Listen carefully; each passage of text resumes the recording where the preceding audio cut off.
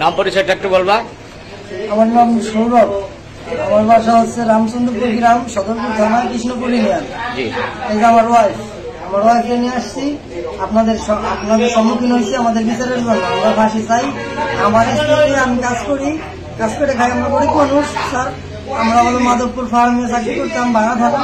ওখানে আমার মালিক ও হলো কালকে ফোন কিনতে আসবে, পরে ওরা ফোন কেনার জন্য পাঠাইছি, সে ওর সাথে আইসে, বলছে ওরা কিছু খাওয়াবে। ও আসছে, ওরা বলছে যে এখানে নিয়মকরণ আছে, এটা দামি রেস্টুরেন্টে ঢুকবে। পরে ওরা দামি রেস্টুরেন্টে নিয়ে গেছে, নিয়ে যাওয়ার পরে ওই বোর্ডিং এ নিয়ে গেছে, নিয়ে যায় ওরা রুমের ভিতরে ঢুকাইছে। ঢুকাইয়া বলছে যে এখানে সই স্বাক্ষর করতে হয়, খাবার আসবে। পরে রুম লাগাই দিছে, রুম লাগাই দিয়ে পরে ও বলছে যে রুম লাগাইলেন এটা ওইটা। পরে বলছে সে বাবা খাবে, পরে বাবা খাইছে।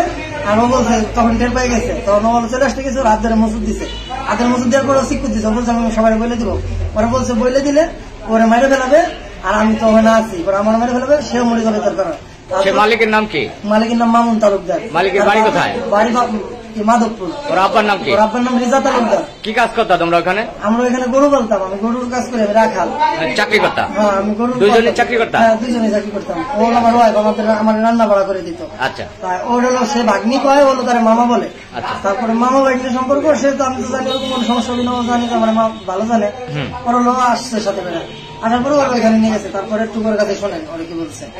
কাকা তোমার নাম কি? এই তোমার স্বামী যেটা বললো এটা কি সঠিক? তোমার বাড়ি কোথায়? মানিকদা। তোমার আব্বুর নাম কি? স্বামীর বাড়ি কোথায়?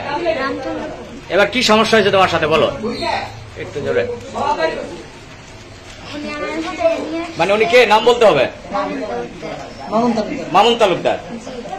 কি করেছে তোমার সাথে বলো? মানে জোর জবরদস্ত করছে? কোন জায়গা এটা? ফরিদপুর। নাম জানো হোটেলে? ও আগে কখনো সম্মুখীন হয় নাই। তুমি হোটেলকে আমাদের দেখাইতে পারবা? আই ভাই তখন পারবে। আচ্ছা, তোমাকে কি কথা বলে হোটেলে নিয়েছে? খাবারের উদ্দেশ্যে তোমাদের হোটেলে নিয়েছে। ওখানে নিয়ে এসে কি হলো?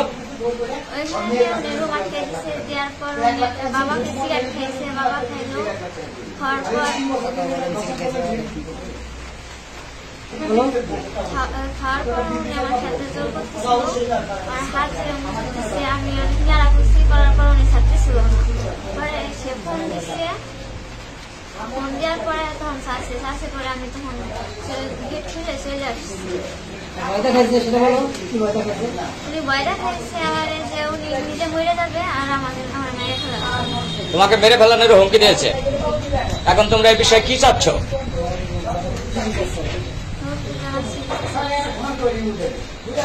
মানে ওই লোকের সঠিক বিচার চাচ্ছ?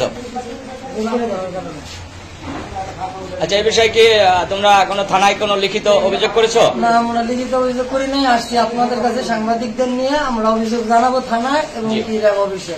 আপনাদের সাথে নিয়ে কাজ করবো। তার সোজা কথা আমরা ফাঁসি চাই। এরকম সে আরো অনেক কাজ করে এলাকায়, তার রেকর্ড আছে অন্য কিছু করার। আর প্লাস তারা ক্ষমতার বল দেখায়, ওই ইলেকশনের সাথে দল করতো না কি করতো, এগুলো বলে ওখানে তো ভয় অহংকার দেখাইছে। নিয়ে আসছে, ওরে জোর করে ধরছে। এখন এরকম জোর করার বিচার, আমি গরিব মানুষ, আমার সোজা কথা আমার বিচার চাই, তার ফাঁসি চাই। আমার কিছু চাই না, টাকা পয়সা দ্বন্দ্ব কিছু চাই না, আমি তার ফাঁসি চাই। ধন্যবাদ।